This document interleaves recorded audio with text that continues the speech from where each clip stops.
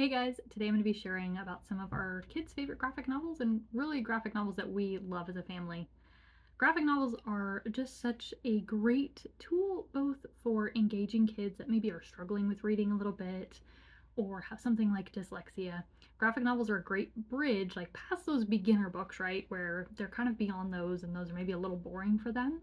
They're not quite ready for full chapter books, or maybe they're kind of struggling through them and not enjoying them. Graphic novels are just such a great way to get them actually excited about reading and excited about stories and getting them in the practice of reading.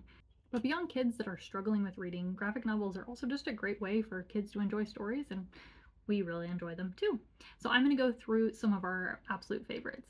First up is the Investigators series. This one was actually originally recommended by one of our kids who is struggling with some reading and dyslexia issues, and so his ES at school recommended this series to us as a great kind of starter to get him interested, engaged, and so we have the whole series. This is just book one, and you can see it has been well loved. It's actually falling apart now.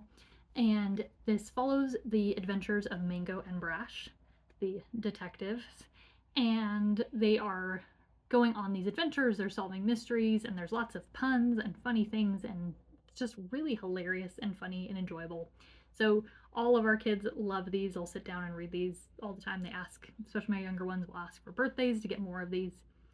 So there's already a lot of books in the original Investigators series. There's also a spin-off, Agents of Suit series that follows some adventures of some others, and I think there's other books too, but we super love this series. Next up is Zeta the Space Girl. There's a series of 3 books in Zeta the Space Girl, and then the same author and artist also has his Mighty Jack series, and there's even one crossover book.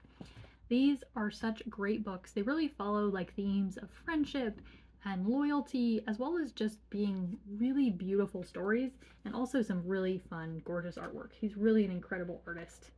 And they're beautiful, and the stories are really fun to read. Mighty Jack, of course, is about a Jack who ends up getting seeds at a market from a strange man and ends up on all sorts of adventures with his sister, and they have to kind of use their wits to solve the problems and save the day in the end. And then after both of these series, again, there's a crossover book that kind of brings both Zeta and Jack together for some continuing adventures. Our kids adore this series so much. I will say that if you have a kid that's maybe a little more sensitive, you might want to pre-read the start of it, depending on how sensitive they are. Her friend goes missing, and that's part of why she goes to like go save him. So if you have sensitive kids or kids that might be a little touchy about subjects like that, you might just want to pre-read that depending on your kids, but you know your kids best. Okay, up next is a book that originally came with one of our Kiwi crates. It was one of the add-on books with our Kiwi crates. We weren't sure what to expect, but we ended up loving it so much we bought the whole rest of the series. Because of the series, my kids ended up learning binary and writing each other secret messages and having so much fun. The artwork in this isn't as exciting. The artwork's not really the point, but it's kind of more of a medium to teach kids like the introduction to coding. So the story is kind of quirky and you know, interesting, but the main point of it is kind of teaching these concepts, and might really inspire your kids for some coding things. Up next are some graphic novels for Wings of Fire. We have the chapter book series of these that we really enjoy, like the first 5 books of this my kids love, and they ended up releasing some graphic novels for it as well. And you can see it's very fun artwork, great things. I will say that these are much more abridged than the chapter books. So while they're a great introduction to the series, your kids might still end up wanting to go on to then read the chapter books later and fully experience the story. So those are great. And next up is the Hobbit graphic novel. This was actually published over 10 years, I think, before Peter Jackson even started the original Lord of the Rings series. So it kind of has its own flavor of artwork that is really, really very cool. This is really great for younger kids to kind of introduce them to the story of The Hobbit before maybe they're quite ready for the full chapter book. This does have a bit more text in it than your average graphic novel, so it's kind of a good other, you know, stepping stone, but the artwork is incredible, and it's a really great way to enjoy the story of The Hobbit. Next up is a book of series of classics from Usborne, although I think their company has a new name now. I don't know what it is though, but it was originally Usborne, and I know they're still operating under another name, so you can let me know in the comments if you know what that is. But we've got Robin Hood, we have King Arthur, I think they have Macbeth, oh, and Hounds of Baskerville, so some Sherlock Holmes. This is a really great way to introduce your kids to some classic stories, but in a very fun medium. We often use these in conjunction with some of our history curriculum. We'll have the kids read, depending on what time period of history that they're learning about, read some of the graphic novels that go along with that.